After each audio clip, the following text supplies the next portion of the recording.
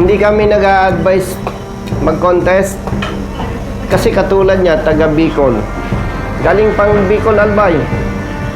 Nahuli ng enforcer ninyo. Bakit ko i-advise mag-contest? A-absent sa trabaho. Mag-schedule ng hearing. Mag-schedule kay brother ng release ng resolution. After nakita ninyo, mali ang apprehension, cancel ang huli. Hindi babayaran ang danyos. Kaya mo tinikitan, ang pagkaintindi mo sa prangkisa, hindi siya authorized doon. Dapat sa Cubao siya magbababa. Tama? Hindi, ang tanong ko sa'yo. Hinuli mo siya kasi nagbaba siya sa Pasay.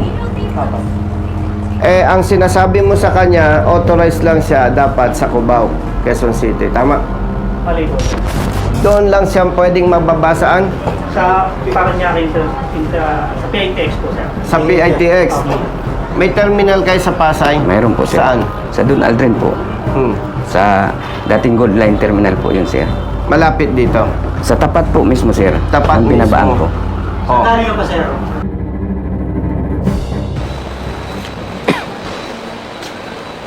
Brother. Good morning. Lubog? Asan driver? Hello. Siya man driver? Opo, sir. Morning. Ano yan? Ha? Wala ka? Bye, sir.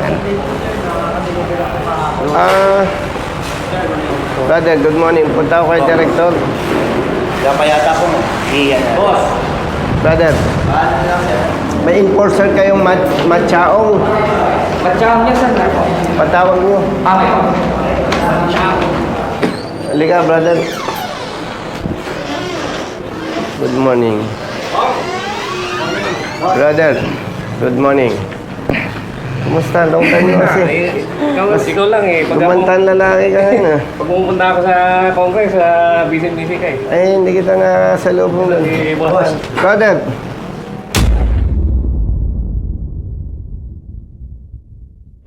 Kumusta? Hindi kayo busy? Hindi naman, may driver lang na dumulog sa amin. Sige siya. Halika, brother. Morning po. Morning po, sir. Pagkanita po Nandiyan na ba yung enforcer ninyo? Yeah po, si Machao. Sinong ating adjudicator? Si Sir Adrian. Ito po. I-request ko yung presence ninyo. Kasi brothers, alam nyo, pag may dumulog sa aming opisina, nakita namin na may mali nga Apo. sa apprehension. Yes. Hindi kami nag-a-advise mag-contest. Kasi katulad niya, taga Bicol. Galing pang Bicol, Albay. Nahuli ng enforcer ninyo. Bakit ko i-advise mag-contest? A-absent sa trabaho. Mag-schedule ng hearing. Mag-schedule kay brother ng release ng resolution. After nakita ninyo, mali ang apprehension, cancel ang huli. Hindi babayaran ang danyos. Hindi pinaparusahan ng enforcer na nakitang nagkasala. So, lalong malulubog sa perwisyo. No? Brother Matt. Kaharap ko yung magagaling na LTO personnel. Mas magaling ako. Si Brother Hans, tsaka si adjudicator.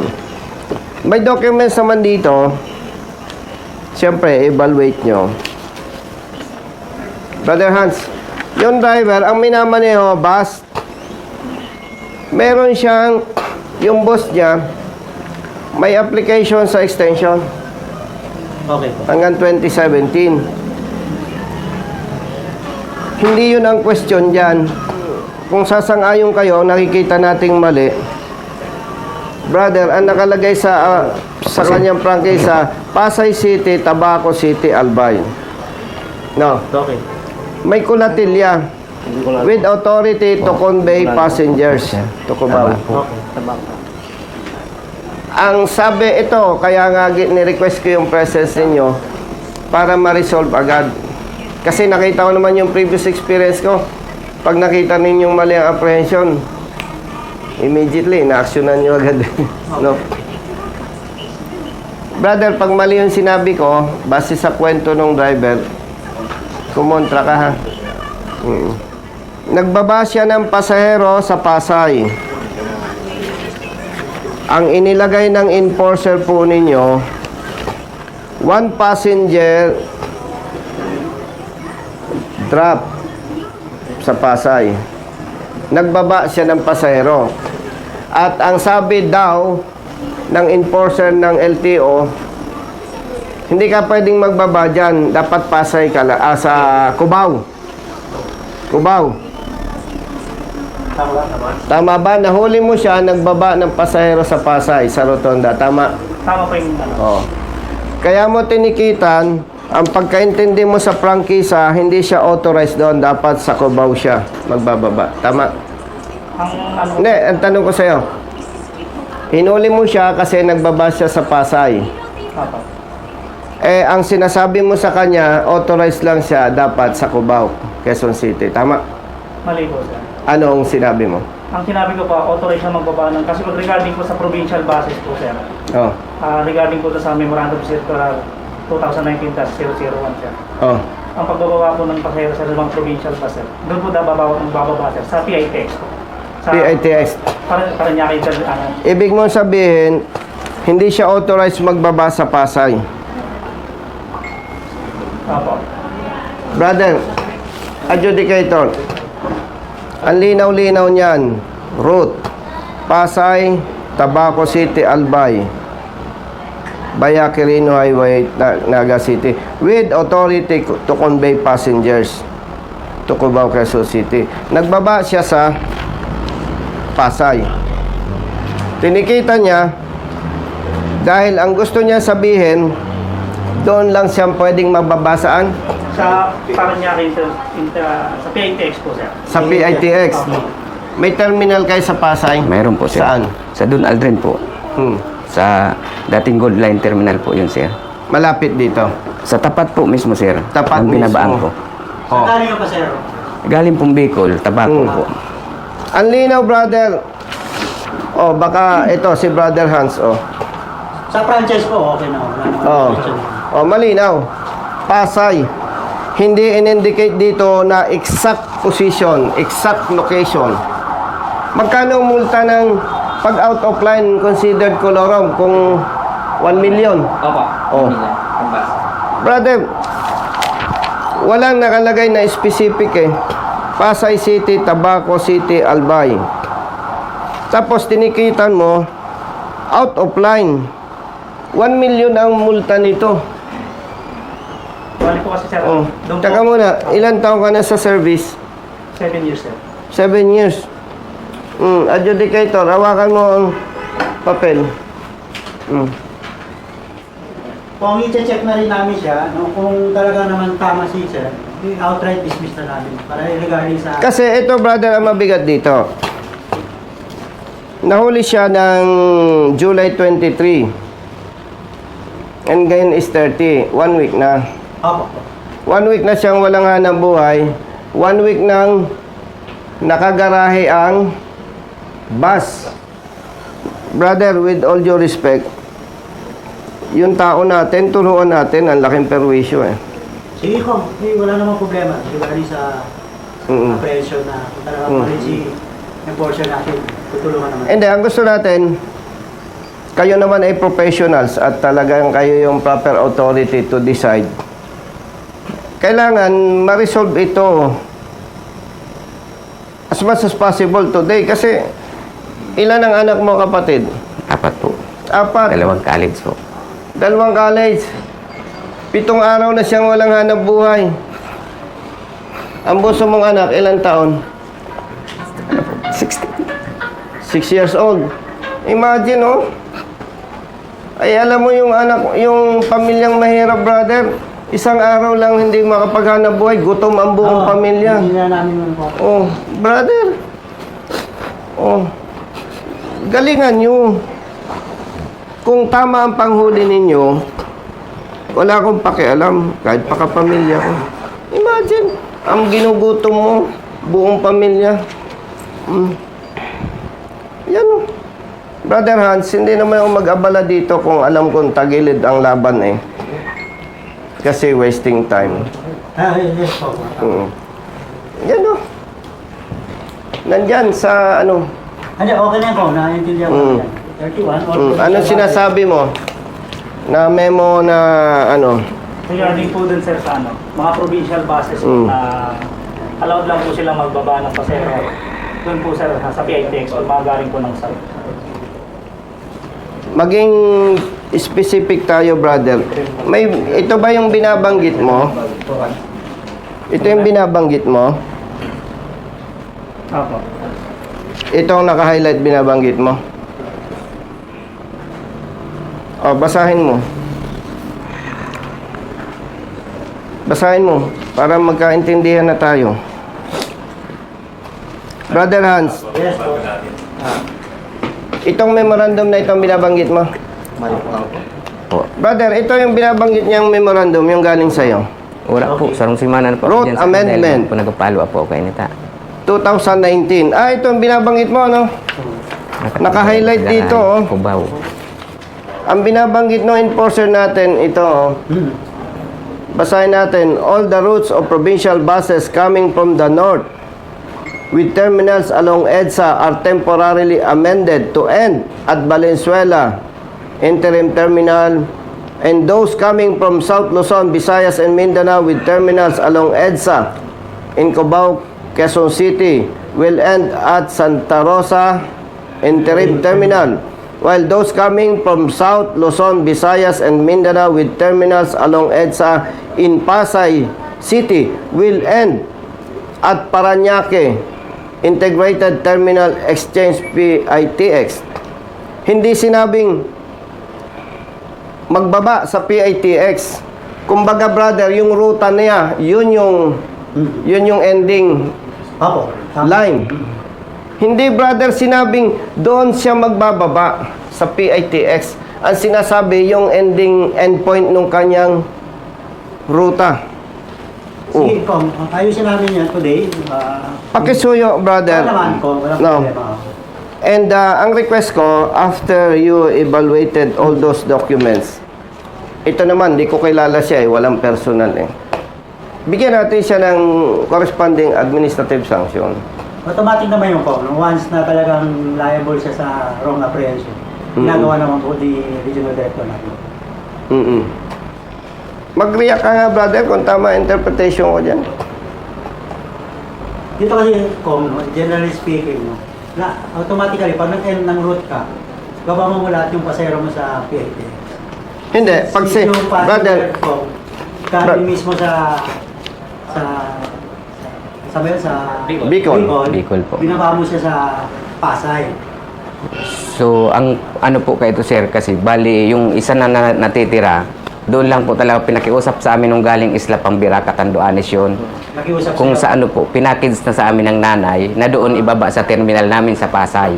Kaya Brother, po, hindi po yung excuse bumaba me. sa ano. Hindi po yung Tingnan bumaba natin. sa PITX. may terminal sila sa Pasay, Opo. no? Ang binabaan mismong tapat. Tapat po, sir, mismo ng terminal. Wala naman akong question kung Yes. dito lang naman. Wala naman, brother, sinabi dyan na siya doon lang pwedeng magbaba sa PITX. Opo, wala naman dito. Walang sinabi. Ang sinabi, brother, parang ganito yun Yung sasakyan niya from Bicol hanggang dito lang. Siya pwede. Walang sinabi dyan, sa PITX ka lang pwedeng magbaba. And at the same time, may terminal sila doon sa Pasay na kung saan doon siya nagbaba sa tapat mismo. So, pag pinagbangga-bangga natin, brothers, yung memo, yung approved franchise, Yan ang problem natin. Approved franchise hindi memo. Yung memo yung franchise na kasi 2016 issued. So, ang kanyang prangkisa, expired, di ba? May request siyang extension. Opo, no problem. Nabanggit mo, Wala no? naman question dyan, sir. Hindi, nabanggit mo Dahil nga, sa punto na yan, ang problema sa parte ng LTFRB. Bakit? 2019 pa sila nag-apply ng extension. Hanggang ngayon, nakabinbin, di natin alam sa LTFRB. Ngayon, nakausap ko si Asik Bigor Mendoza at napakabuti naman, naglabas ng memo na kapag ikaw ay may prangkisa, nag-apply ka ng extension, considered valid. So, wala tayong pag-uusapan sa prangkisa. Wala naman. Oo. Ngayon, brother, yung sinasabi ng enforcer natin, yung memorandum, wala kang makikita dyan na specifically mention na sila doon lang pwedeng magbaba sa PITX. Much more, may terminal pala sila doon sa Pasay kung saan doon siya nagbaba sa tapat. Nakakuha naman. Sige. Ibabangga natin sa 1 million pesos na violation kung out of line siya. Grabe, pag ganyan na talaga ang usapan, ano? Hindi na tama talaga. Base sa prangkisa, base sa memo na 2019, hinihiling ko kapatid sa ngalan ng public service, i-resolve ninyo within the day. Gagawin na. Dala namin lahat sa illegal. Sa legal, no? Ayaw po na. Sa proseso, ano? Pero adjudicator ka, di ba? Yes po. I-take namin sa idadaan po namin sa legal po. Tama, sa legal, oo. Kaya ko lang with Kasi all... more on pa tayo sa papers. Yes. Oo. So, iwanan ko ito. Ipapatawag nyo yung legal and concerned officers. Opo. Oo, kasi itong atin, informal. Hindi ka pwedeng maglabas ng resolution base sa ating discussion. Makuha naman po tayo. Oo. So, itong documents na to, May temporary operators permit na eh. tama. Accountable sila. Tama, di ba? Oo. Kapatid, payong kapatid ha, ayusin mo, kawawa ang nabibiktima eh. 1 week ng gutom pamilya nito. Walang hanap buhay. Ang sweldo, 1,600. Bicol, Pasay, to Bicol. So, 1,600 babawasin pa yung pagkain doon. Ilang oras ba biyahe mo lagi? Nasa ano na sir, hindi na nadadala sa 12. Umaabot na kami minsan 14 hours dahil sa sobrang Doktor mo, ano? daming Okay sasakyan. naman. Okay lang po sir. So, pag titingnan mo, brother, almost 3 days na yun eh. Opo. Opo. So, 3 days, kumikita lang siya ng halos 500. Ang bigat. Sisettle namin today po. Oo. Dahil po legal namin. Oo, pasoy. Nandiyan ba yung legal officer ninyo? Yan naman po. Dalawa po. Oh, nandito pala itong mga gwapong legal officers. Brother, nadinig mo yung discussion? Yes, po. Pasensya, hindi ko alam. Ikaw ang legal officer dito. Brother, hindi ko naman sinasabing mas magaling ako. Alam mo naman eh. Kaya lang ako pumunta dito. Ayan, oh. Prangkisa, oh. Route, Pasay City, Tabaco City, Albay. With authority to convey passengers. Ang kino-question ng ating enforcer, allegedly, dapat doon sa Cubao siya nagbaba. Yun ang kwento ng driver. O, ikipagpalagay na hindi yun ang totoo. May sinasabi siyang memo na dapat sa PITX nagbaba. Yung memo, brother, hindi sinabing doon siya dapat magbaba. Yun yung end point ng kanyang travel. Sige ko, narinig ko naman ka. Oo. Tapos nagbaba yung driver doon sa Pasay, wherein may terminal sila doon mismo sa tapat. 1 million ang multa nito, napakabigat. Tapos hindi ko alam, brother, kung updated ka dito. Alam mo yan. Alam mo to. Also, kanino ko ito iiwanan? Dito lang ko. Kami na ba? Ikaw nang bahala. Ang request ko lang, brother, alam ko busy kayo, lablo pa, binaha kayo.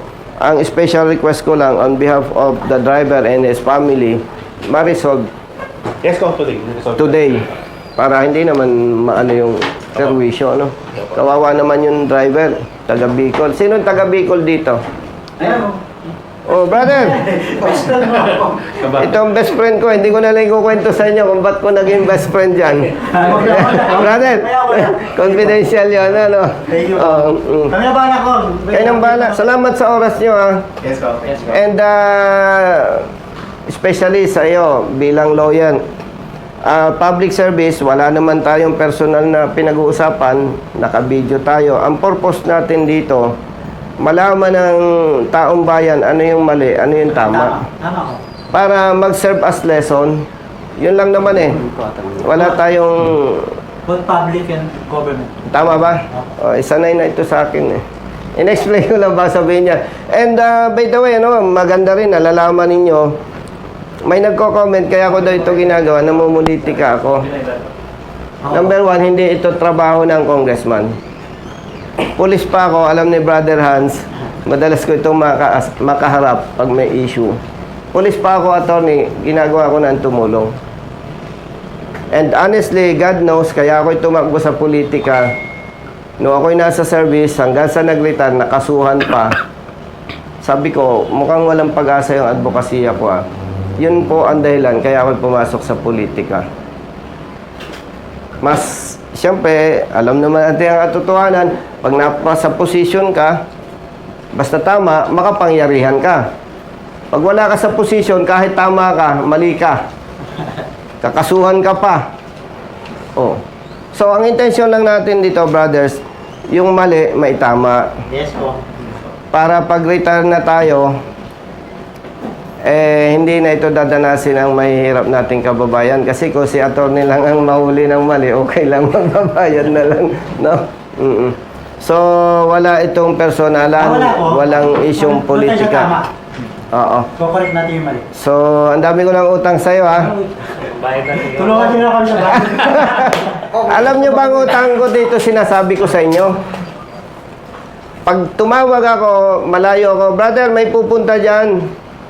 Pakiimbestigahan.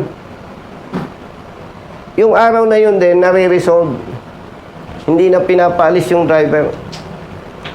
Dala na niya yung lisensya, resolve na yung problema. Yun yung sinasabi kong utang ko dito. Oo. Hindi naman. Public service po. Kaya lang, minabuti ko, attorney, samahan yung driver. Mas gusto ko, ma-discuss talaga Ano? point by point. Okay. By the way, hindi ko na kayo abalahin at Thank you. binaha kayo. Maraming busy rin ka eh. Maraming salamat sa inyo and salamat kay RD. Papa. Yes, No? sabihin na. So, brother, i-text mo ako pag okay na. Papa, bigyan nyo kami time. Para at least. Ilang araw ka walang hanap buhay? May isang linggo na po. Isang linggo? 3 araw na ako dito. Attorney, isang linggong walang hanap buhay. 6 ang anak. May batang anak. Galing sa Bicol. Uwi pa ng Bicol. Opo, sir. Ganito ha. Pag na-resolve nila ni na attorney, magtawagan tayo ha. Opo, sir. Salamat po, sir. No. Oo. Good for 1 month. Good for 1 week lang. 1 week lang walang hanap buhay eh. Sa bagay ko. Tama. No. At Opo, sir. kung anong nararapat parusa sa enforcer, ibigay natin. Papa. Alam niya po yan, automatic. Alam. Ano kailangan i-recommend. Oo.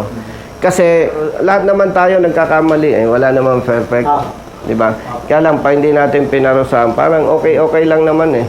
Mabait naman si si attorney o si Brother Hans. So, sa inyong lahat, salamat sa oras ha. Thank you, Papa. Yung utang ko ha. Thank you, bye-bye. Taga saan ka, brother? QC po. Yusi. Ayusin mo ha. At kawawa. Kung send ko sa'yo sa Viber mo, yung pa rin yung personal number mo.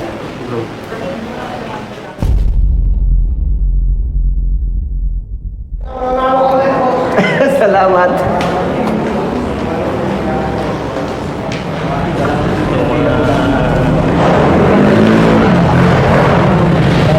Kasi ako yung pinapakatalang madalas patawagan sa dadahan na. Ha? Ako yung nagka-problema sa Quezon Pensiano na pinatawagan niya na ako. Hindi natin lang. Okay. Ano ko? Halika. Sama mo.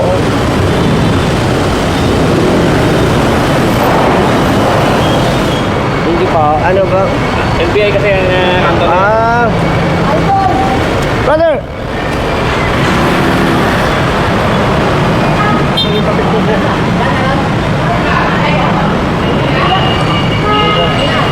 Brother, sama mo kami. Sama mo kami. Tingnan mo. O yan. Ako mga tuti.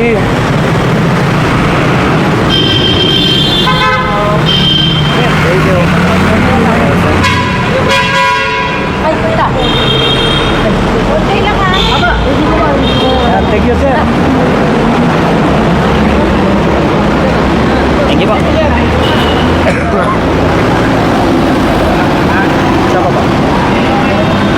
Thank you po.